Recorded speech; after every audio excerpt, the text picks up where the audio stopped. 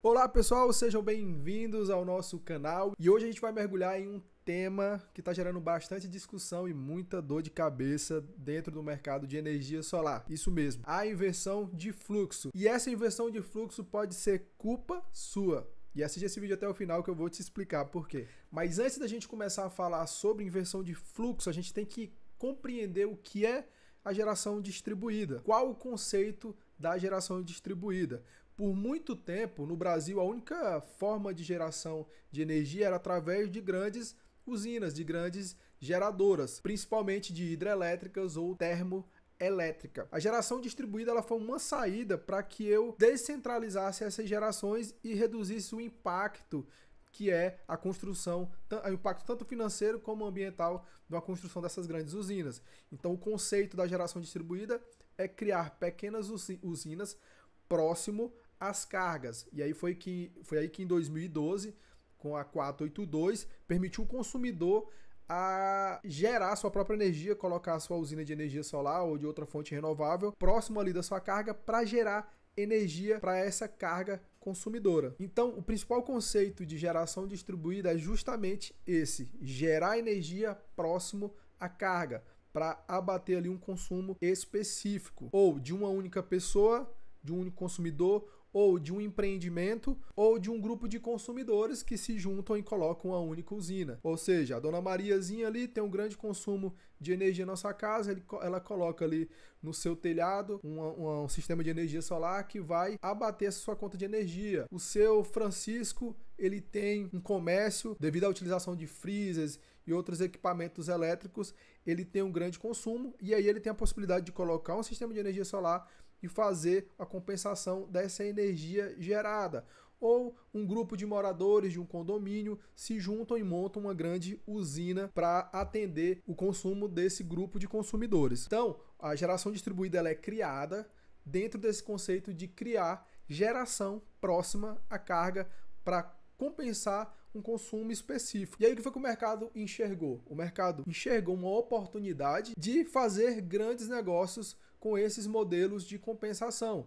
Apesar de não poder comercializar energia, se buscou dentro da regularidade jurídica e de interpretação que eu poderia construir usinas e fazer a locação dessa geração para outros consumidores, que aí surgem as fazendas solares ou usinas de investimento. Esses modelos de negócio são muito bons para o integrador, para o investidor e para o consumidor. Só que eles têm um grande problema. Esse tipo de usina ele compromete muito a rede em um determinado ponto. Então eu injeto muita geração em um determinado ponto da rede e aí eu acabo saturando aquela região da rede e aí acontece o que a gente chama de inversão de fluxo. Mas não se espantem com o que eu vou falar agora, mas inversão de fluxo já era previsto há muito tempo. Porque o que está acontecendo no mercado brasileiro não é nada diferente do que aconteceu em mercados da Europa. Por exemplo, um mercado bem parecido com o mercado brasileiro é o mercado de Portugal, onde houve um grande incentivo, inclusive o governo ele pagava pelos excedentes de energia que você gerava. Aqui a gente acumula e pode usar posteriormente. O governo de Portugal ele incentivava e comprava esses créditos de energia gerado a mais. Então muita gente começou a vender carro, vender propriedade, fazer investimentos de grandes usinas, de usinas de investimento, porque viu um negócio ali muito lucrativo. Mas o que isso acarretou? Foi justamente a saturação da rede e o governo e as concessionárias começaram a criar impedimentos e diminuir os incentivos para esse tipo de geração, para esse modelo de geração distribuída devido a essa grande saturação da rede. Então essa inversão de fluxo ela já era prevista aqui no nosso mercado, porque tudo que está acontecendo no Brasil não é nada diferente do que já aconteceu na Europa. Mas o que é inversão de fluxo na prática? Muita gente fala de inversão de fluxo, discute sobre inversão de fluxo, acha injusto inversão de fluxo, mas no final das contas não sabe nem o que é inversão de fluxo e qual o conceito de inversão de fluxo. Acredito que o nome inversão de fluxo é um termo meio equivocado em relação ao impedimento de conexão na rede, porque o que acontece? A inversão de fluxo ela não é prejudicial para a rede, desde que ela não ultrapasse aquela potência que foi dimensionada aquela rede. Muitas vezes o que acontece o problema não é a inversão, não é a inversão do fluxo dessa potência, mas sim a capacidade de conduzir o fluxo dessa potência pela rede. Eu acredito que um termo que seria mais adequado seria uma saturação de rede, ou uma limitação de potência ali daquela rede. Então vamos entender, eu preparei um desenho aqui para a gente entender um pouco o que é inversão de fluxo. Então vamos lá, a gente tem uma rede onde no meu transformador está conectado o cliente que tem energia solar e os clientes que não têm energia solar. Esse cliente ele vai gerar durante um dia, vai consumir uma parte e o que sobra vai voltar para a rede. Só que esse cliente que não tem energia solar, ele vai consumir uma parte dessa rede, uma parte dessa geração. Esse outro cliente vai consumir a outra parte dessa geração. E essa energia ela vai ficar circulando aqui entre esses consumidores. Isso num cenário ideal. Só o que acontece quando é inversão de fluxo? Quando é inversão de fluxo, eu tenho a energia injetada aqui, esse cliente consumiu, só que esses consumos não foram suficientes para consumir toda essa energia gerada. Então vai sobrar uma energia e vai passar aqui para a rede e voltar pelo transformador. Isso tem algum problema? Não, não tem nenhum problema, desde que essa potência que volte para a rede ela seja inferior aos limites de potência dessa conexão. Vou dar um exemplo aqui no transformador, mas tem outros elementos, que é o alimentador, que ele tem um dimensionamento ali de limite de potência. Mas vamos colocar aqui para o transformador. Eu tenho um transformador que ele é de 75 kW. Esse transformador alimenta essas três casas e ele é de 75 kW. E essa energia injetada que excedeu aí o consumo desse fluxo de potência aqui, seja 25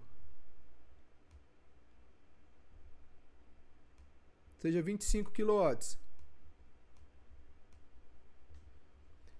Isso tem algum prejuízo para a rede? Não, porque essa energia que é injetada, ela é inferior ali à capacidade que foi projetada essa rede que foi de 75. Agora quando, em outra hipótese, essa rede, o que excede, ultrapassa aos 75, vamos supor que ele injetou aqui 100 kW de potência. Então é superior àquilo que a rede foi projetada. Então qual era a medida que a distribuidora tinha que fazer aqui? Adequar a rede, trocar transformador, algumas situações trocar alimentador, trocar as proteções para adequar a esse fluxo de potência. Porque é superior, nessa hipótese, é superior ao que a rede foi projetada. É o primeiro ponto de inversão de fluxo. Quando é que a inversão de fluxo ela é prejudicial? É nesse sentido, onde o que eu injeto é superior, a potência que eu injeto é superior à potência projetada da minha rede. Qual que é a grande discussão hoje? É a falta de clareza nesses cálculos aqui, na identificação desse fluxo de potência por parte das distribuidoras. Então essa falta de clareza é o que acaba aí gerando discussões dentro do mercado. Qual que é o grande problema aqui? Muitos devem estar pensando assim, pô Vinícius, mas aí não era só a distribuidora trocar o transformador e adequar a rede? O problema é o investimento e a necessidade de ter um sistema mais robusto para fazer essa gestão, que são os smart grids. Então no caso aqui a distribuidora, se eu pegar aqui uma distribuidora pequena que nem a nossa, ela tem hoje aproximadamente 9 mil transformadores. Você imagina o custo que é para trocar 9 mil transformadores, coloca um custo médio aí de 30 mil a 50 mil reais cada transformador. Deixa eu pegar aqui a ajuda da calculadora. 9 mil transformadores vezes, eu vou botar aqui em média 35 mil.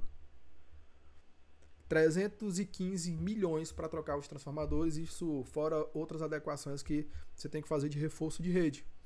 Então, para adequar, fazer a troca desses transformadores, seria um investimento muito alto. Então, dificilmente qualquer distribuidora vai adequar todo esse sistema para fazer a troca desses transformadores para atender a GD, principalmente para atender pequenos consumidores. Então, numa residência ali onde já está havendo alguns impedimentos em alguns estados, dificilmente a distribuidora vai gastar esse volume de dinheiro para atender essas residências. Então a inversão de fluxo é uma realidade, já era prevista, muita gente fica com o discurso de lutar contra a inversão de fluxo, mas isso já era previsto, porque não é o primeiro país que acontece isso, não é o primeiro lugar que acontece isso. A inversão de fluxo é nada mais, nada menos que um sintoma no crescimento acelerado de sistemas de energia solar conectados na rede. Isso já era previsto, como eu falei aqui. Todo mundo que conhece o mercado de energia solar já sabia que esse tipo de impedimento ia acontecer, principalmente devido à precariedade das redes elétricas de boa parte do país, a quantidade de investimentos que foram conectados e a similaridade que teve em outros mercados pelo mundo afora. Então, boa parte dessa inversão de fluxo é culpa sua que participou dessa revolução do mercado de energia solar, conectando os grandes projetos, fazendo o mercado crescer 300% ao ano, movimentando bilhões de reais por ano. Cabe agora a gente entender e aplicar novas soluções para conviver com a inversão de fluxo. E são soluções que já acontecem em outros países, que é a implementação de sistemas híbridos, a implementação de sistemas off-grids, a evolução das baterias que estão ficando cada vez mais baratas e tendo uma durabilidade maior, melhorando o payback, os sistemas grid zeros e uma eternidade de novas tecnologias que estão prestes a surgir para a gente se adaptar ao mercado. Então, se você gostou desse vídeo, deixa seu like, compartilha. Se não é inscrito no canal, se inscreve para ter mais conteúdos como esse. Abraço!